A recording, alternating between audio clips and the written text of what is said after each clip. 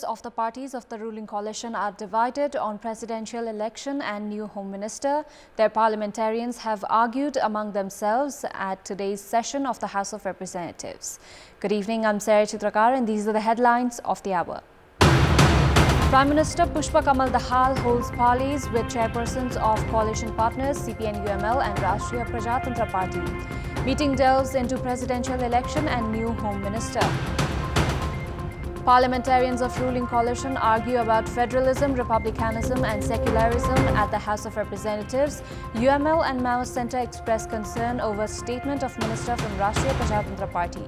India's last full budget before next year's general election marks a sharp jump in capital spending, income tax relief to middle class and efforts at financial discipline.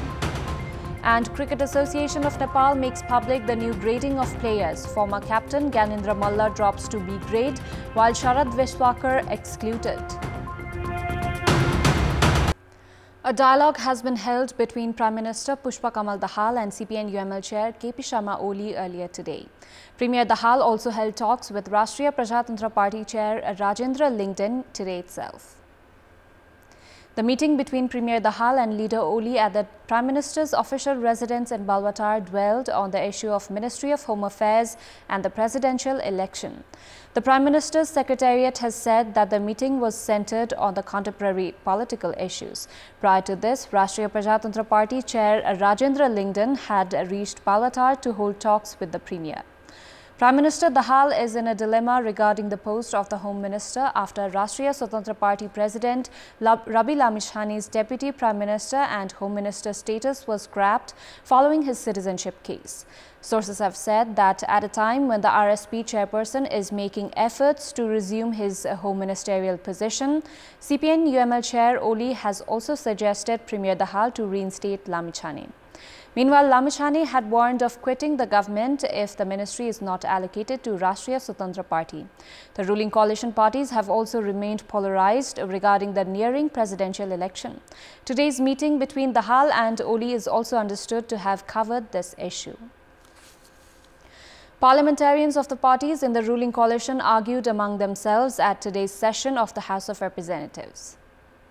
Parliamentarians of ruling parties CPN-UML, CPN-Maoist Centre and Rashtriya Prajatantra Party argued among themselves on the statement of ministers on topics including federalism, republicanism and secularism. Parliamentarians of CPN-UML and CPN-Maoist Centre expressed their dissatisfaction on the statements of ministers from Rashtriya Prajatantra Party.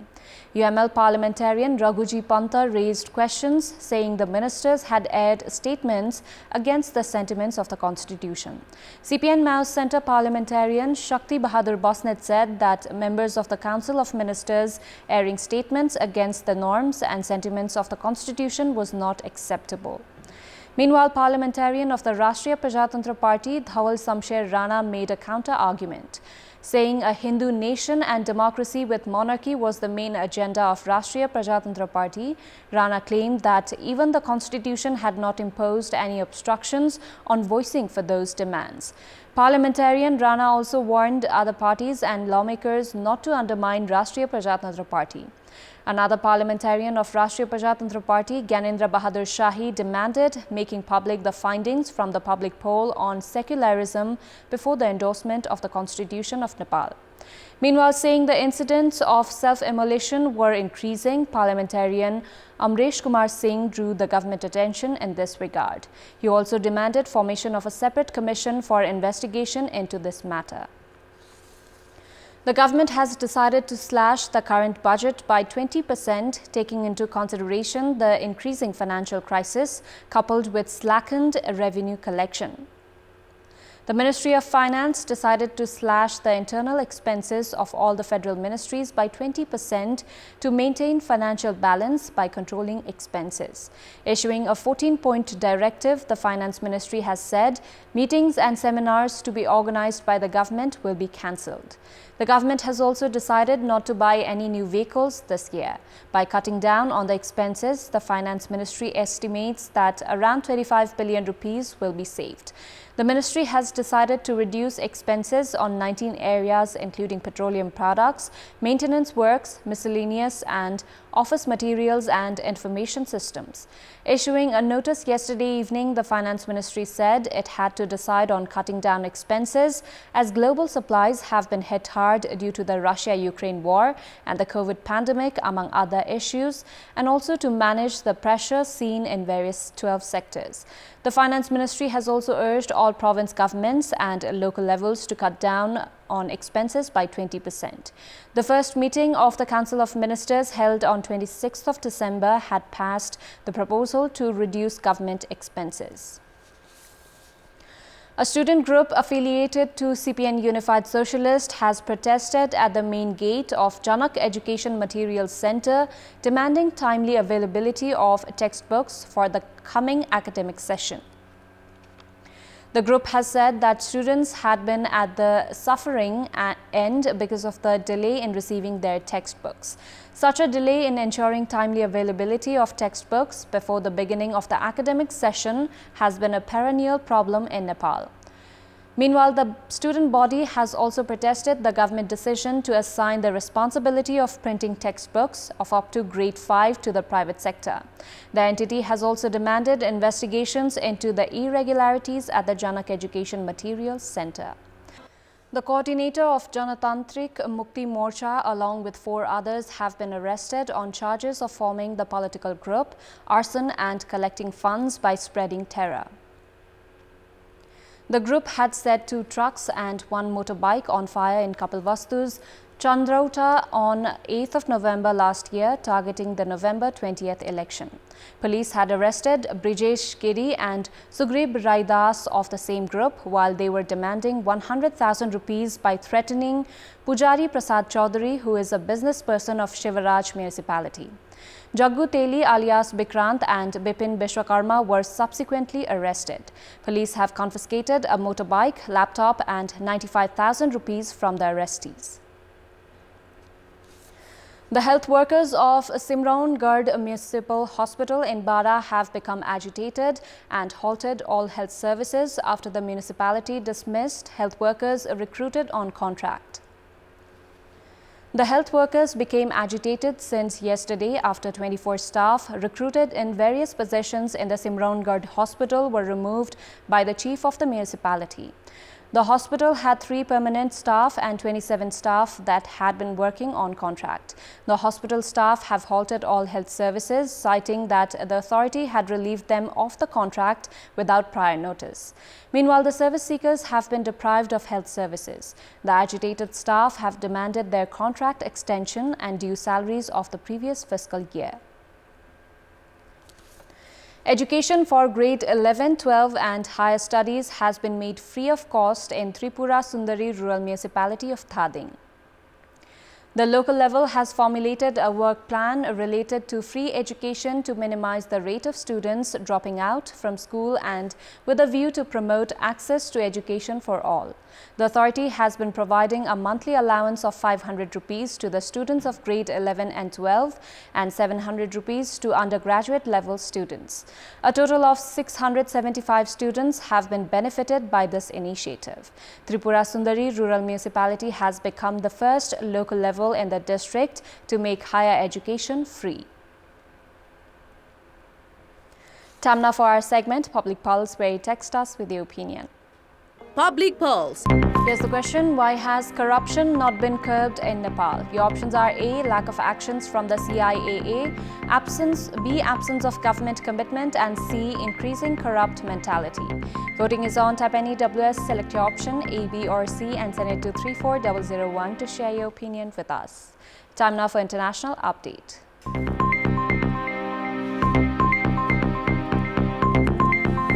A sharp jump in capital spending, income tax relief to the middle class and efforts at financial discipline marked India's last full budget before the general election next year. In line with the government's ramped-up focus on building roads, highways and power plants since 2014, India's overall capital expenditure saw a sharp jump of 33%, which was marginally low than the 35.4% increased budget last year. But at $122 billion, it marks a three-time increase over capital expenditure in 2019. Money for railway projects saw the highest ever outlay of $24 billion. Finance Minister Nirmala Sitharaman also announced money for the construction of 50 new airports, aerodromes and heliports to improve regional connectivity and increased spending on affordable housing projects by 66% to approximately $10 billion. Ahead of crucial elections in several states this year and the general elections of 2024, the government has announced tax relief measures for India's vast middle class. This includes an increased threshold for personal income taxes for citizens who have opted for a new tax regime introduced in 2020. 2 years since Myanmar's military coup, which unseated Nobel laureate Aung San Suu Kyi's elected government, ordinary lives have been upended while millions have fled their homes and been displaced around the world. 21-year-old Ai Chan, who is now a resistance fighter, used to be a factory worker making instant noodles before the coup. He woke up on 1st of February 2021, the day of the coup, to find the internet cut off, only discovering what had happened after speaking to people at a tea shop. I was happy when we won in the previous election, but it did not last long. On the morning of the coup, I woke up and used my phone and there was no internet. At first, I thought it was because I did not pay my phone bill. So I topped up some credit, but it was still not working, so I went to the tea shop. Others told me that there was a coup. I did not know what coup was or where it happened then.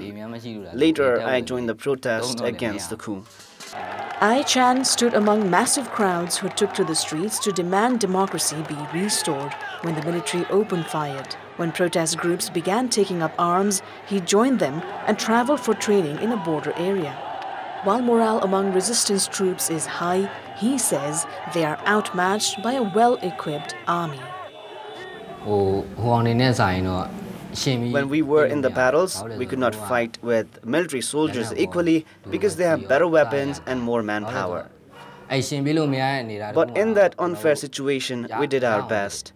The big problem is that they utilize airstrikes. We don't have anti-airstrike capabilities at all. It was a nightmare then. During a military attack last year, he lost a leg following an explosion. Still recovering and learning to use his prosthetic leg, he spends most days indoors, sleeping, cooking and sharing food with friends. Despite his loss, he has no regrets about joining the resistance and says he will go back to war if he recovers. When the military seized power, 23-year-old Hanley was a model, about to take part in an international beauty contest in Thailand. After taking part in protests with her friends, she decided to use her platform to speak about the situation in Myanmar. On stage, she spoke about military violence on a day when more than 140 demonstrators were killed. The clip went viral, following which the Myanmar military charged her with sedition. She was detained at an airport in Bangkok for several days, pleading on social media not to be sent back to Myanmar. Eventually, she flew to Canada and settled in London, Ontario, where she lives with a Burmese-Canadian family, refugees from the 1988 democracy uprising, also crushed by the military. My future is not really certain now because this is the new country. I living in the new country and facing like culture difference, and I have to start from the beginning. So I feel like what did I start to do in this new country, right? So a little bit stressful, but I always welcome to challenges and ready to face for new challenges because it's always make me even stronger. A US-based conflict monitoring group says about 19,000 people died in 2022 as a crackdown on protests led many to take up arms against the country's military. Some 1.2 million people have been displaced and over 70,000 have left the country, according to the United Nations, which has accused the military of war crimes and crimes against humanity. Myanmar's military says it is carrying out a legitimate campaign against terrorists. Time now for sports update. Sports news. Cricket Association of Nepal CAN's secretary Prashant Bikram Malla has resigned from his post. Despite resignation from the position of secretary, Acharya will remain the member of the working committee of the National Cricket Governing Body. Malla was drawn into controversy after the spot-fixing scandal hit the Nepal 2020 league. He was the president of the governing council of the league. Meanwhile, the Cricket Association of Nepal is to seek legal action against the league's strategic and commercial partner 7-3 Sports. In an email yesterday, 7-3 Sports had corresponded with CAN about terminating the contract. CAN treasurer Roshan Bahadur Singh has said that the contract will not be terminated only because of the wish of the 7-3 Sports. Singh has alleged 7-3 Sports of threatening CAN by sending the email. CAN has reached the agreement with 7-3 Sports regarding the Nepal T20 tournament in 3 stages. The first 2 agreements had the provision which allowed 7-3 Sports to terminate the contract. However, Singh has said that the third agreement had included stronger provisions in favor of CAN. The 2 sides had reached an agreement of 330 million rupees for a period of 8 years. Based on the agreement, CAN was to receive 39 million rupees in the first edition of the tournament. However, Singh has added that CAN has received only 22,091,456 rupees and 70 paisas so far. The General Assembly of CAN, which will be held in Surkhet on February 26 and 27, is to reach a final decision on the agreement with 7-3 Sports. The Working Committee meeting in Pokhara has also endorsed the proposal for organizing Men's Premier Cup in April. Yesterday's meeting has also lifted the suspension imposed on former captain Sandeep Lamichhane, who is alleged of raping a minor. Cricket Association of Nepal has made public the new classification of cricketers. Former captain Gyanendra Malla has dropped to B grade, while Sharad Veshwakar has not made it to the gradings. Despite lifting of the suspension, former captain Sandeep Lamichhane has not been included in the grades as well. The Working Committee meeting of CAN held in Pokhara has made public the new classification of cricketers for 2023. A total of 18 men and 12 women cricketers have been categorized. CAN has reduced 6 players in the women's categories. Arjun Saud, Bibek Yadav, Sagar Dhakal and Kushal Malla have made it to the classification for the first time, while former captain Gyanendra Malla has been dropped from A to B category. Alongside Sharad Veshwakar, Pawan Sharaf, Shahab Alam, Bikram Sob and Sushan Bhari have also been excluded from the categories. The A grade of men's segment includes skipper Rohit Paudel, Sompal Kame, Karan Kesi, Dipendra Singh Aire and Asif Sheikh, while B includes Kushal Bhurtel and Arif Sheikh alongside Malla. Meanwhile, the C category includes 10 players alongside Arjun, Bibek, Kushal and Abhinash Bohra. Players in the A, B and C categories receive monthly salaries of 56,000, 50,000 and 40,000 rupees respectively. In the women's segment, 5 players have been excluded. Dalli Bhatta, Roma Thapa, Sarita Mogar, Saraswati Chaudhary and Shabnam Rai did not make it. Kajal Shrestha and Karuna Bhandari have been roped from A to B, while Apsari Begum and Jyoti Pandey have been dropped from B to C. The A grade includes skipper Rubina Chetri, Sita Rana Magar and Indu Verma. Kajal Kabita Kumar and Ashmina Karmacharya are in the B grade, while 6 players including Jyoti are in the C grade. A, B and C grade players in the women's category receive a monthly salary of 21,000, 18,000 and 15,000 rupees respectively. All-rounder Gulshan Jha is to captain the under-19 national cricket team. Board meeting of the Cricket Association of Nepal has assigned the responsibility of the team captain to Gulshan.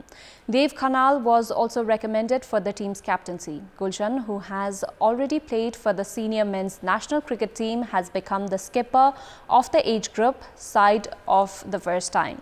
He had played for Nepal Police Club at the Prime Minister Cup tournament. Under Gulshan's captaincy, Team Nepal are set to play in the Under-19 World Cup Asia qualifiers in the United Arab Emirates from February 24th.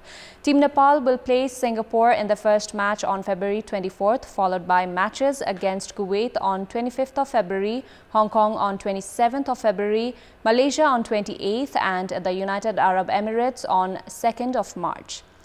A top-place finish for Nepal in the tournament will help secure a spot in the 2024 World Cup in Sri Lanka. Nepal have not played the World Cup since 2016. Gulshan had made his international debut for the senior team in the 2021 against the United States of America. In 9 matches for the senior team, he has scored 138 runs while picking 8 wickets. That's all for the moment. Our next English bulletin will be at 10:30 tonight. Thank you for watching. Bye for now.